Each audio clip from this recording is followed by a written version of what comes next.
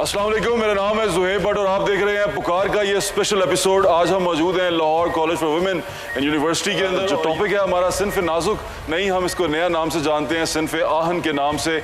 और ख्वाब से ताबीर तक का जो सफ़र है सिन्फ आहन का, उसके ऊपर आज रोशनी डालेंगे। हमारे साथ हमारे जो गेस्ट मौजूद हैं, सबसे पहले मैं उनका तारुफ करवा दूँ। रबाब सलमान हैं, एडवोकेट हाई कोर्ट हैं। आप सबका बहुत बहुत शुक्रिया यहाँ आने के लिए। लॉ जो है वो मेल डोमिनेटिंग जॉब है और बहुत हार्श एनवायरनमेंट में आप जॉब करते हैं, तो आप किस तरह कोप करती हैं? एक तो मेल्स बहुत आपके इर्द गिर्द होते हैं और उनका रवैया भी बिगड़ जाता है किसी भी टाइम, तो आप किस तरह हालात कोप करते हैं? क्योंकि हम लोग कभी कभी न्यूज़ में देखते हैं कि वो हाथापाई पे भी उतर आते हैं, तो आप किस तरह कोप करें? आपका मैकेनिज्म क्या होता है उस टाइम पे? सबका जो एक पॉइंट है, ये जालिम मर्द से बचा कैसे जाए? मैं सबसे पहले एक बात कहूँगी, हमारी जो ज़हन में एक सोच है कि हम एक लड़ाई, एक जंग में हैं। हाँ। मर्द के साथ। हाँ। सबसे पहले हमें इस जंग से निकलना है। हमें ये समझना है कि हम इंडिविजुअल, एक हमारी मोहब्बत में आ जाए जंग से निकल के। नहीं, मोहब्बत में आए नहीं, टॉलरेंस में आए। अच्छा, टॉलरेंस में आ जाए। टॉलरेंस में आए और ये समझें कि हमारी जंग हमेशा होती है पल्ले के बंदे से, यानी कि एक आपका हम पल्ला होना चाहिए। जंग जो है आप जिससे मर्द से लड़ रहे हैं वो आपका हम पल्ला नहीं है। हमारे अंदर जो सलाहियतें हम में हैं, हमें अल्लाह ने वैसे ही बेहतरीन बनाया है, तो हम क्यों उस बंदे से बाज़ दफ़ा ऐसा सोच के सुपीरियरिटी कॉम्प्लेक्स में चली जाती हैं? नहीं, डेफिनेटली ऑब्वियसली आपने अगर सुपीरियरिटी में चली जाती हैं तो वो भी अपने आप को नेगेटिव गाइड कर रही हैं। जालिम मर्द से कैसे बचें? बस उसको इग्नोर कर दें? जालिम मर्द को से लड़ाई में नहीं है हम शामिल। इस कभी जिंदगी में जालिम मर्द से पाला पड़ा आपका किसी भी जगह? मैं किसी के साथ कंपटीशन में नहीं हूँ। किसी मर्द के साथ कंपटीशन में नहीं हूँ।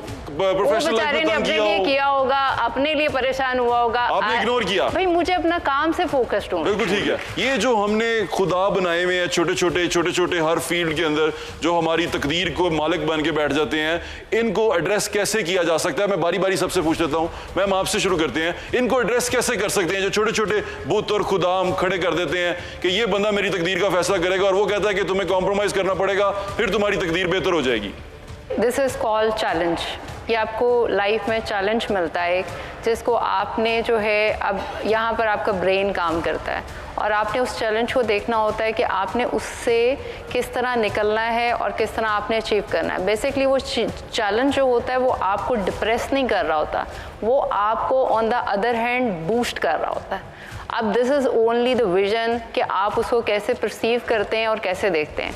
लाइक आपने जैसे अभी मिसाल दी कि उनको कॉम्प्रोमाइज़ करना पड़ा, लेकिन वो सिर्फ और सिर्फ उतना ही देख रही हैं कि इतने सिनेरियो में ही देख रही हैं कि कॉम्प्रोमाइज़ मुझे इस बंदे से करना पड़ा, लेकिन उनको ये नहीं समझ आ रही कि इसके इर्द गिर्द जो उनको बूस्ट मिल रहा है वो सिर्फ उस पर अपना फोकस कर लें तो वो इस चैलेंज से खुद ही निकल जाएंगी और बल्कि वो बहुत बेहतर सिचुएशन में निकल जाएंगी कि उनको अंडरस्टैंडिंग होगी कि मैं इस कॉम्प्रोमाइज़ को रिवर्ट भी कर सकती थी, रादर देन कि मैं उसके साथ कॉम्प्रोमाइज़ करूँ, उसको मेरे साथ कॉम्प्रोमाइज़ करना पड़ेगा।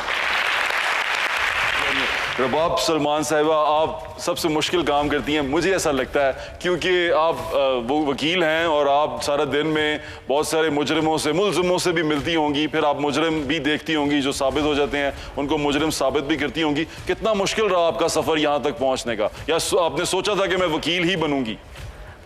इनफैक्ट आपका लाइफ में फोकस्ड होना, that is much more important. आपको पता हो कि आपका टारगेट क्या है और आपको क्या अचीव करना है। और लॉ एक ऐसी फील्ड है, वो आई डोंट थिंक सो कि जस्ट उसके लिए आपको ओनली आप लॉयर हों तो आपको लॉ नोइंग हो।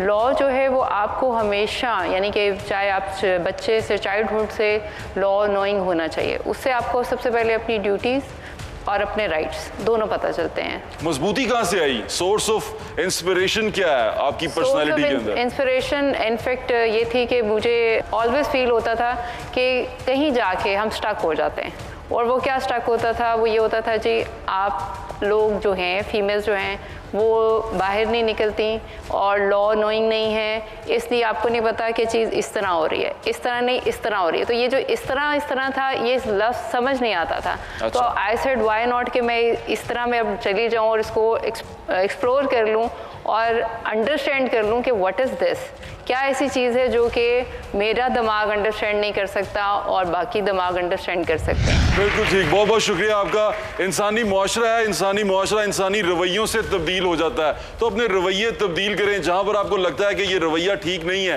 ये बेहतर नहीं है, उसको बदलें और कोशिश करें कि एक दूसरे के लिए आसानियां पैदा करें। वो मर्द है या औरत है, एक दूसरे के लिए आसानियां पैदा करें, जिंदगी आसान हो जाएगी और खूबसूरत हो जाएगी। पाकिस्तान जिंदाबाद।